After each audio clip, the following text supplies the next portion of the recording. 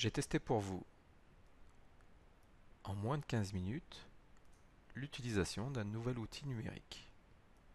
Aujourd'hui, les QCM en ligne et plus particulièrement le site Socrative. Alors, pour ce tutoriel, je me mettrai d'abord à la place d'un professeur débutant,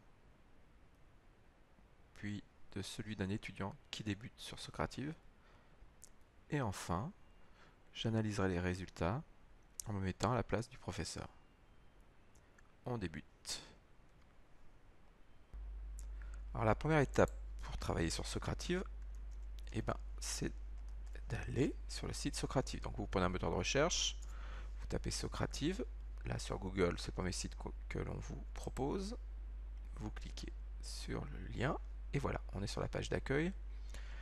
Donc si vous n'avez pas de compte, si vous avez un compte, vous vous loguez ici. Si vous n'avez pas de compte, il faut obtenir un compte gratuit. Donc c'est ce qu'on va faire. Donc voilà, donc il faut renseigner différentes rubriques, le prénom, le nom, un email. Alors ce qui est bien avec Socrative, c'est que vous pouvez mettre des emails fictifs. Donc là je vais appeler ça ecoindus@yahoo.fr.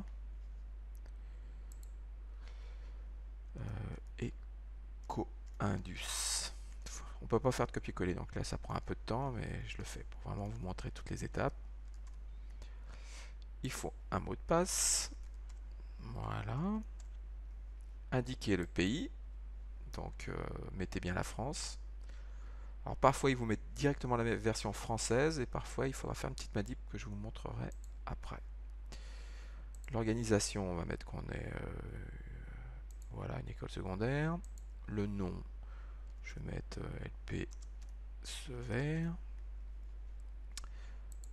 Votre job, c'est professeur. Vous êtes d'accord avec tout ce que vous avez écrit. ecoindus@yahoo.fr. Voilà, il faut que je me rappelle de l'adresse quand même. Voilà, et il va vous créer votre compte. Alors voilà, ça se présente comme ça, Socrative. 3 onglets. Premier onglet, c'est le bureau, enfin dashboard. Alors c'est la version anglaise, c'est très bien. Donc pour obtenir la version française, c'est assez simple. Vous voyez ici, vous avez Setting, c'est les paramètres. Vous allez sur votre profil. Et là, vous allez sélectionner, voilà, le language, c'est pas English, mais vous allez choisir French. Et vous allez cliquer sur Submit. J'ai un accent parfait, je crois. Et là, normalement, il devrait bifurquer en version française. C'est le cas, parfait.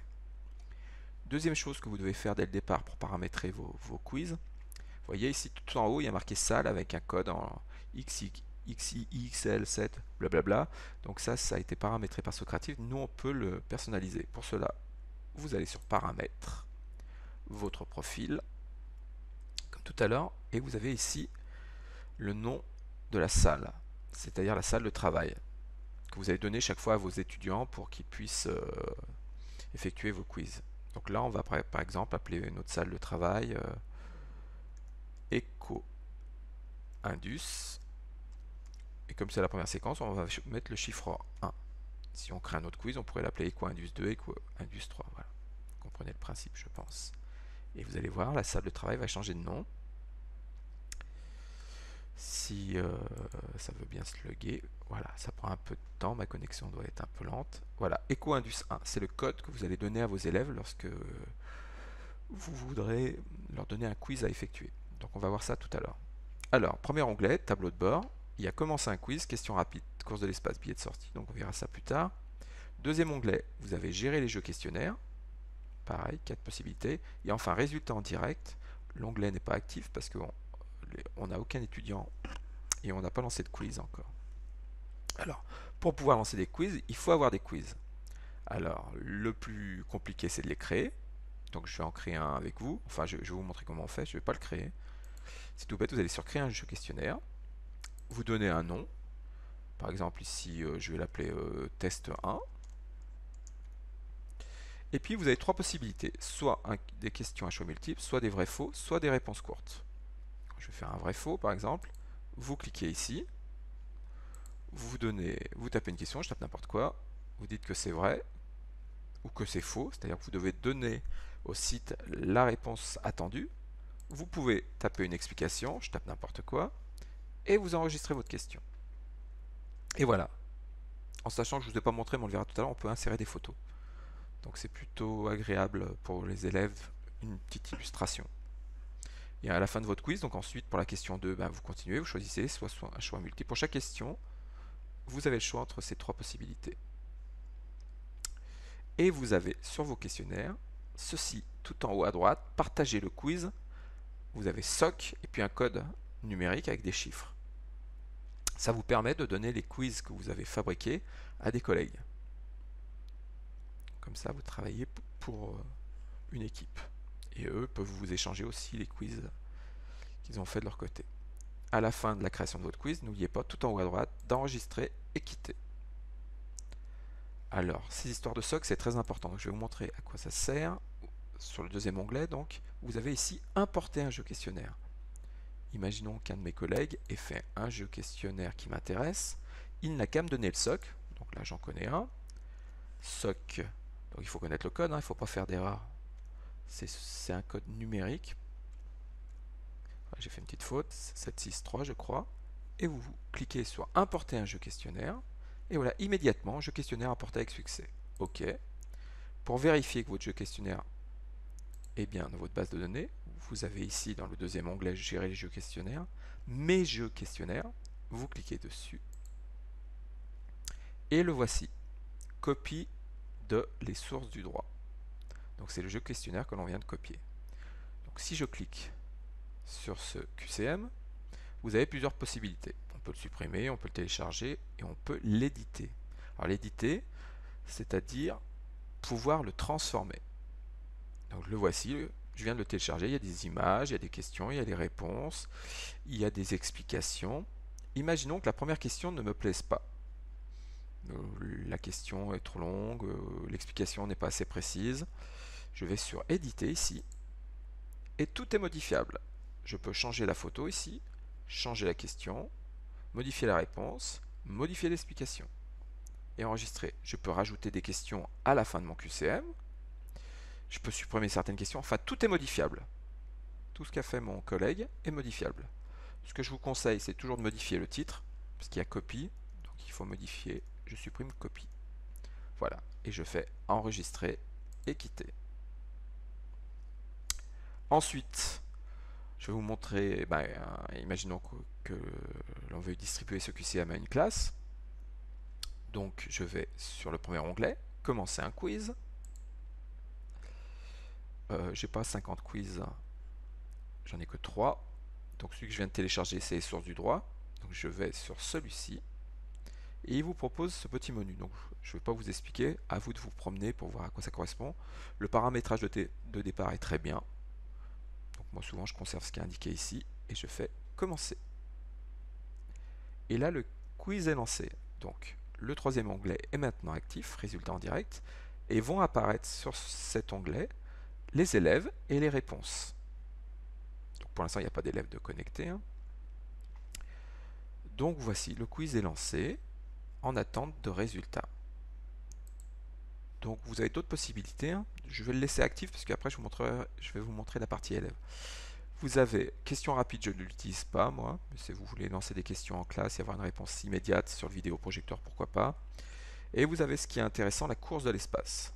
Donc je ne vais pas la lancer non plus, mais vous verrez, c'est le même principe que commencer un quiz. Vous formez des équipes en classe, par contre, ça c'est en classe. Et ça permet une pédagogie un peu dynamique, les élèves aiment bien.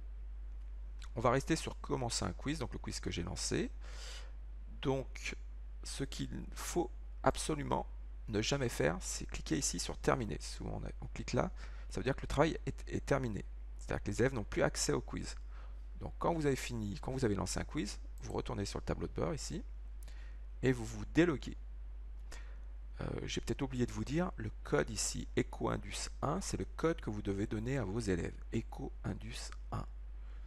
Donc maintenant je vais me mettre à la place des élèves. Mais je me déconnecte auparavant.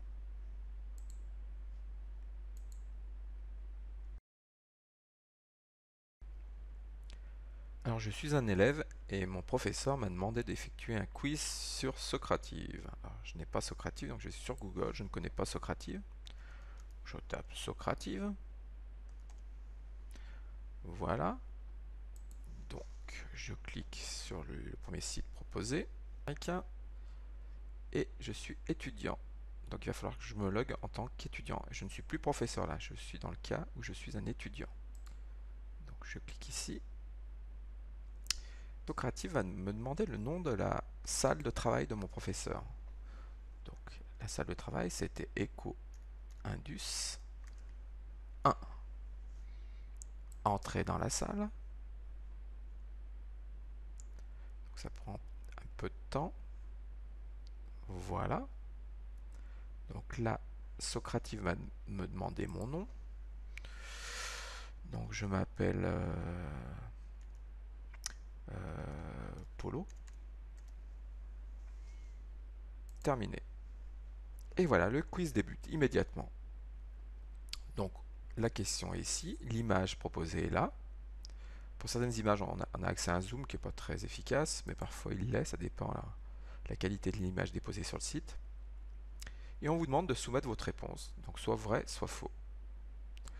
On vous dit le droit est un ensemble de règles ordonnant, enfin je vais rentrer dans les détails, imaginons je clique au hasard, soumettre la réponse, c'est exact. Ce qui est très intéressant avec Socrative, c'est les explications. Vous pouvez expliquer à vos apprenants pourquoi ils ont juste, enfin surtout pourquoi ils ont faux, et peut-être préciser certaines règles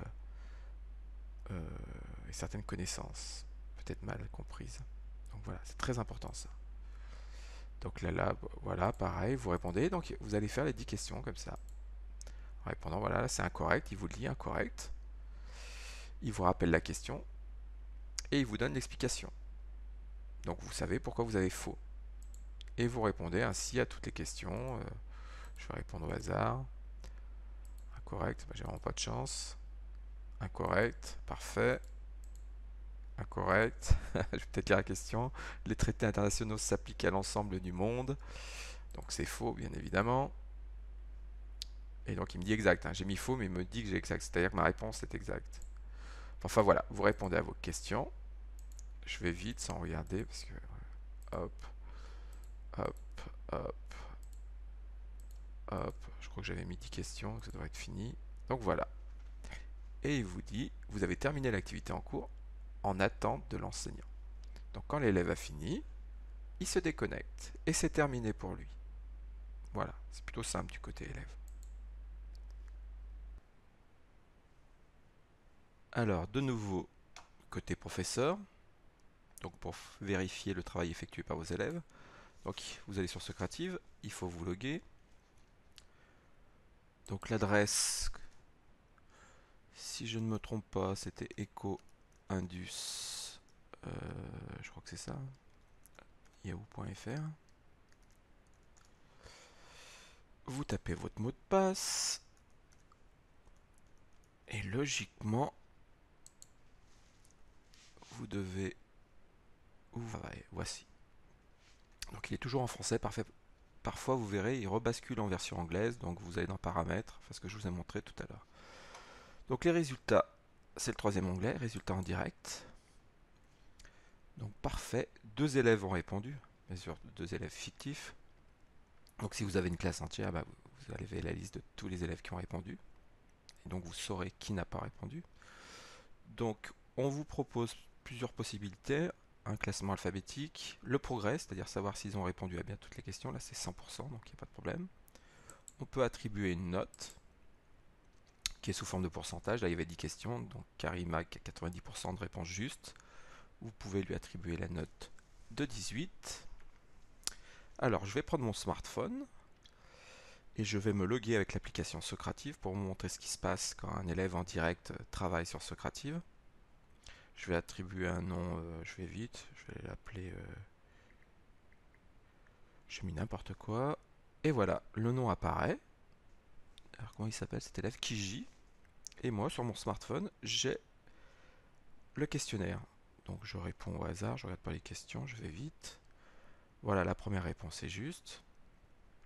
La deuxième réponse c'est immédiat. Alors si vous faites ça en classe sur vidéoprojecteur, vous pouvez cliquer ici, je vous l'ai montré je crois, afficher la réponse, et là les réponses n'apparaissent pas.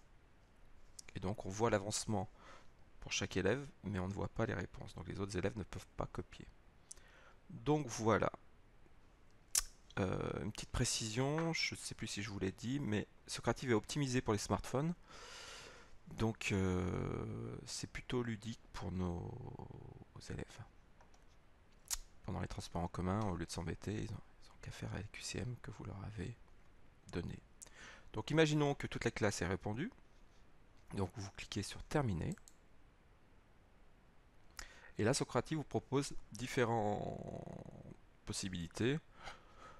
Il y a des tableaux de bord, des dossiers, obtenir des rapports. Je vous montre juste une des possibilités. Il peut vous les envoyer par mail. Classeur Excel, je m'en moque. Je vais demander un PDF par étudiant. Mon mail est fictif, donc non. Je vais sur télécharger. Et là, normalement, je vais obtenir toutes les copies élèves. Enfin, c'est les QCM corrigées sous format papier. Voilà, je vais vous montrer. Puis après, je vous embête plus. À vous de vous promener sur Socrative pour voir les différentes possibilités. Premier élève. Là, je suis sur Windows 10, donc il me l'ouvre sur l'explorateur. Enfin voilà, Socrative. Et vous avez la copie de votre premier élève avec les réponses justes et les réponses fausses. Voilà, je vous embête plus. À vous de l'utiliser.